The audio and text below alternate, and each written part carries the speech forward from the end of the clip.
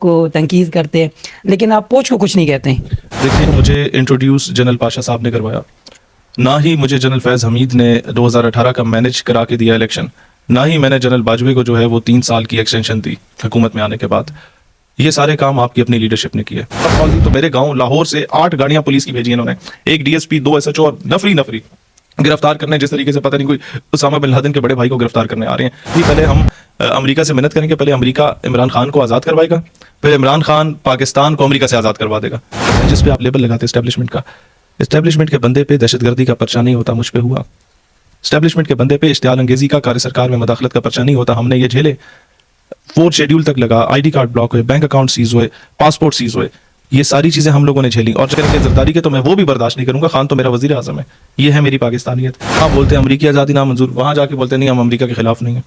جب شہباز شریف and company نہیں چلا سکتی تو بھتیجی صاحبہ کس طریقے سے چلائیں گی؟ ان سے قرضے لیے میں, اور ان کا قرضہ اتارنے کے لیے پھر یہ روس کے سجدے کرتے ہیں, ان سے قرضہ لیتے ہیں. پھر روس جب آنکھیں دکھاتے ہیں اس سے قرضے اتارنے کے لیے چین سے لے لیتے ہیں, چین جب آنکھیں دکھاتے ہیں اس سے قرضہ اتارنے کے لیے پھر یہ جناب سعودیہ سے قرضے لیتے ہیں. اس طریقے سے ہر بندے کے آگے پاکستان کو کھڑا کر کے رکھا ہوا ہے لوگوں نے. ایک ایسا پاکستان ہو جو امریکہ سے اجازت کے بغیر اپنے فیصلے کرنے کے قابل ہو. بسم اللہ الرحمن الرحیم. میں ہوں آپ کا ہوسٹ, آپ کا دوست انس خان, اور آپ دیکھ رہے ہیں نورس میڈیا پلس. اس وقت میرے ساتھ پاکستان نظریاتی پارٹی کا چیئرمین شہیر سیالوی حیدر صاحب موجود ہیں, ان سے گفتگو کرتے ہیں. السلام علیکم سر, کیسے ہیں آپ؟ وعلیکم السلام, بہت مہربانی جی. سر بہت بہت شکریہ, آپ نے سب سے پہلے آپ نے بہت ٹائم دیا, قیمتی ٹائم دیا ہے, صبر کر کے آئے, تو آپ کا دل سے شکریہ ادا کرتے ہیں. شکریہ آپ بھائیوں کا, آپ بھائیوں کی وجہ سے ہمارا میسج عوام تک پہنچتا ہے, اور میں کبھی بھی ڈیجیٹل میڈیا کے ساتھیوں کی اس مہربانی کو کبھی فراموش نہیں کر سکتا. آج اگر پاکستان نظریاتی پارٹی کا میسج پاکستان کے گھر گھر تک پہنچا تو یہ آپ بھائیوں کی وجہ سے پہنچا. جب الیکٹرانک میڈیا اور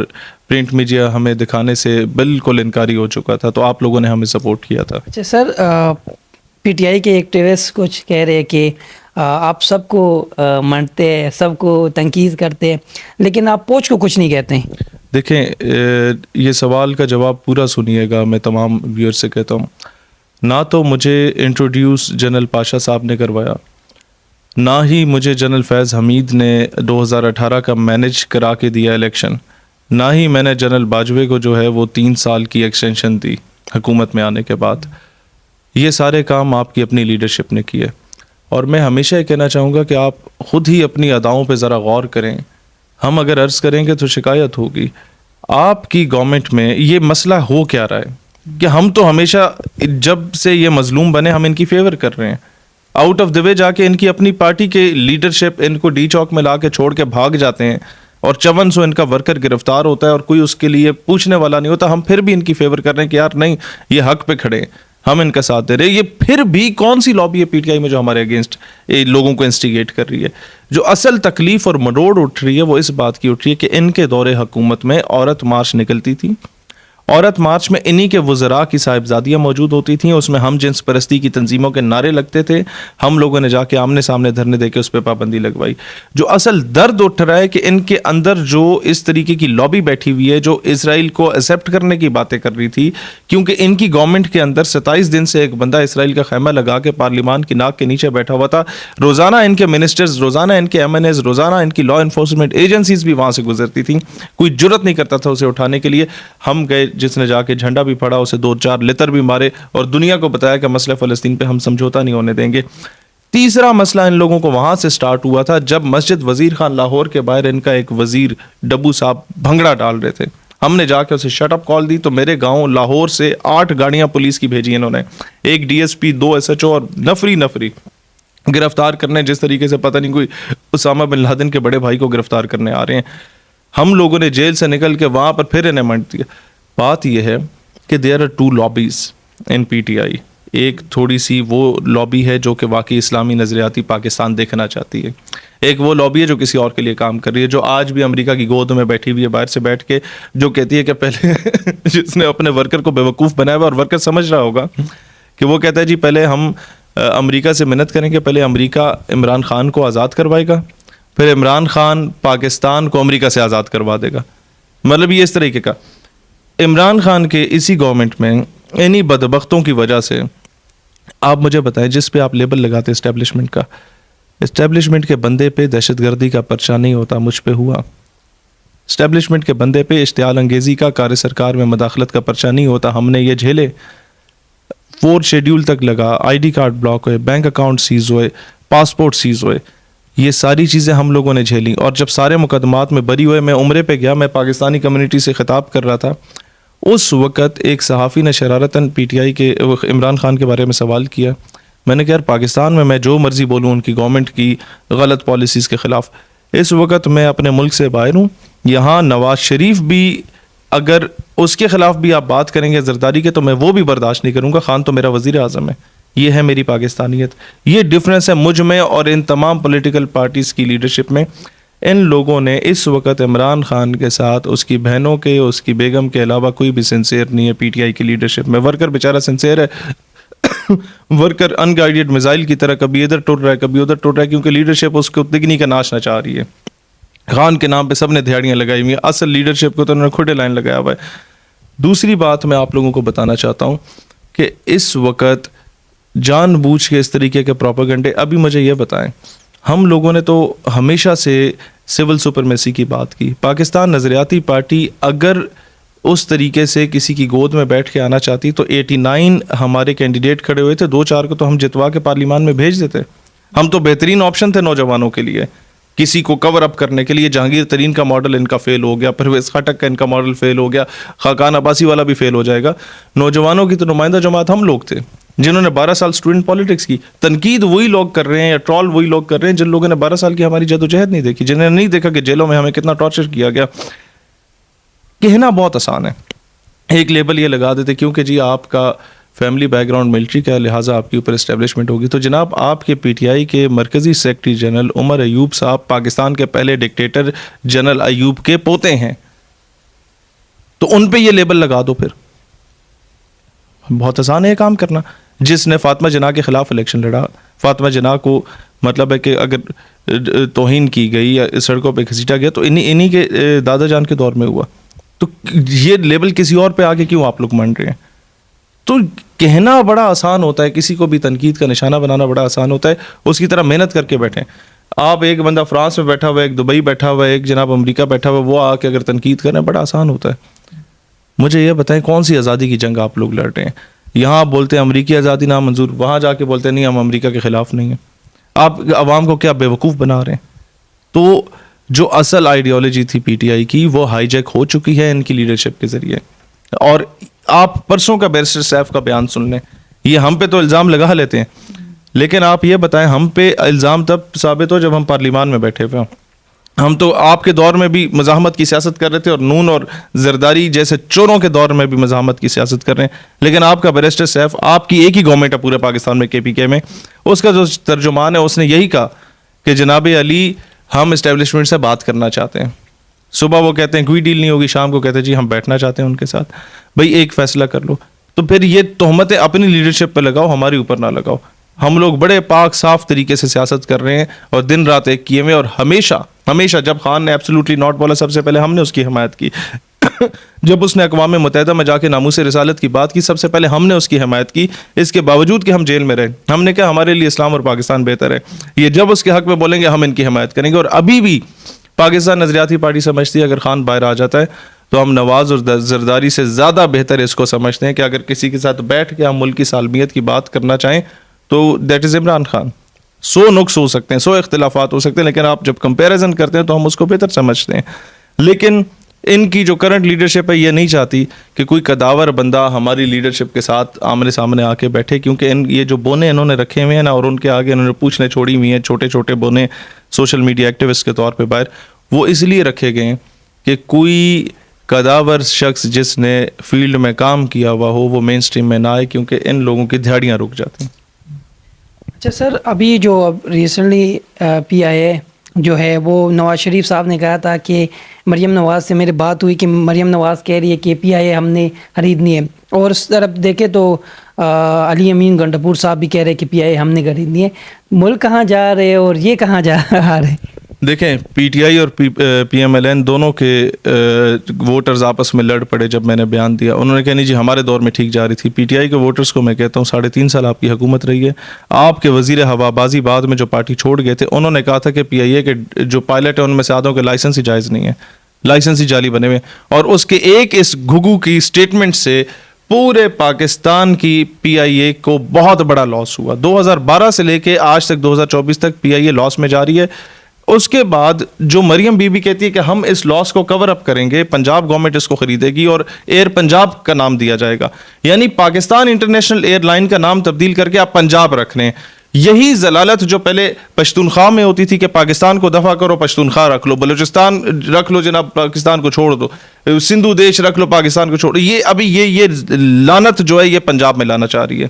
یہ لسانیت اور یہ جو فرقہ واریت کی آگ ہے جو ہر صوبے سے ہم ختم کرنا چاہ رہے تھے, ایک پنجاب میں اس طرح کی چیز نہیں تھی لسانیت والی, یہ انڈورس کر رہی ہے اس میں.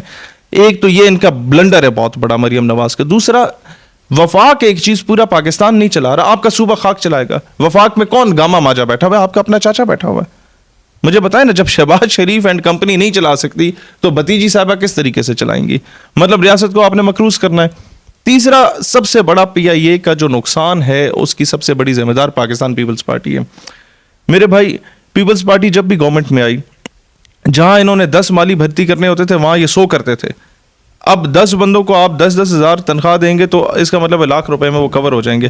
لیکن یہ 100 کیوں بھرتی کرتے تھے؟ کیونکہ انہوں نے اپنے ووٹر راضی کرنے ہوتے تھے. یہ اللہ اعلان جلسوں میں کہتے ہیں جیسے 10 کرنے ہوں گے جناب اسی 100 کریں گے, اپنے ووٹر نہ کدی بھوکا نہیں مرن دیں گے, بھاویں ریاست بڑھ جائے بھاویں ریاست مر جائے.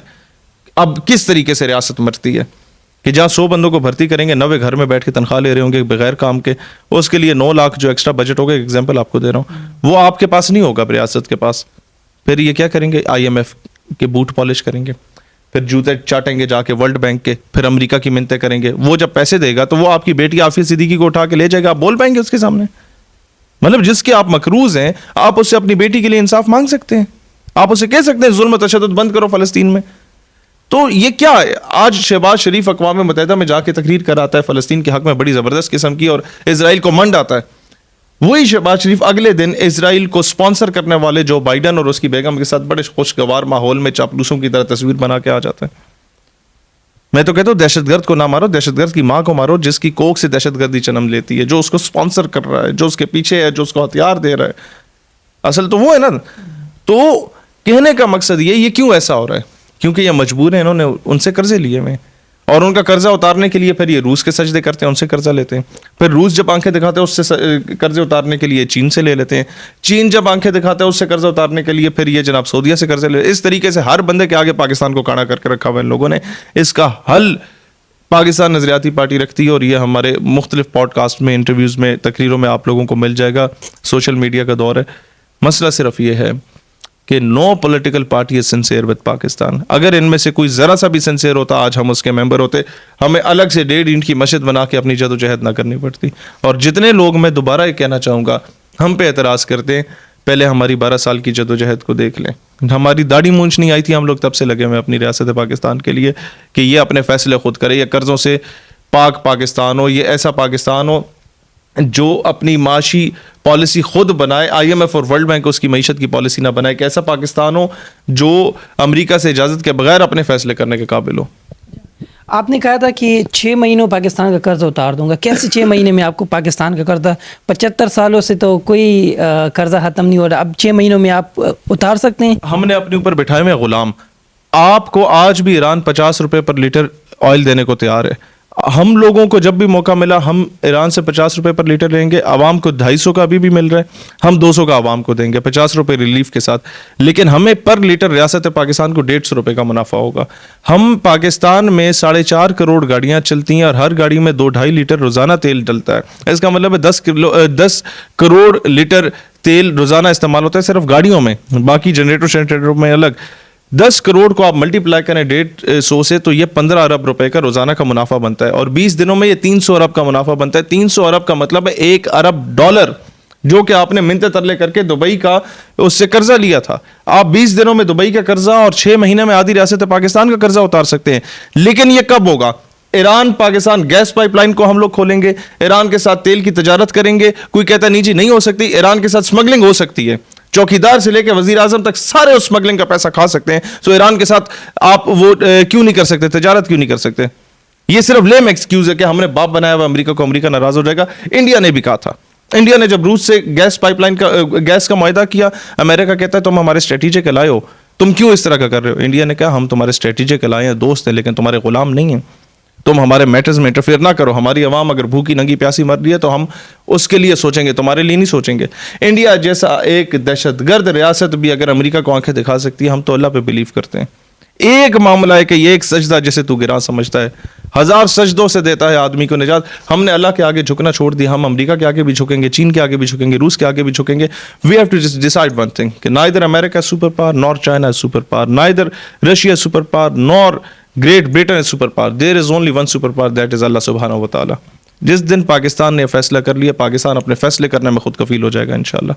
अच्छा, लास्ट सवाल है, आपने कहा था ना पीटीआई का अभी कोई मतलब उसके बुशरा बीबी होगी है, उनकी सिस्टर होगी है, इसके अलावा पार्टी में पीटीआई के मुस्तकबिल अभी देखिए, मैं बहुत दुआगा हूँ कि अल्लाह ताला इमरान खान के लिए अच्छा मुस्तकबिल करे।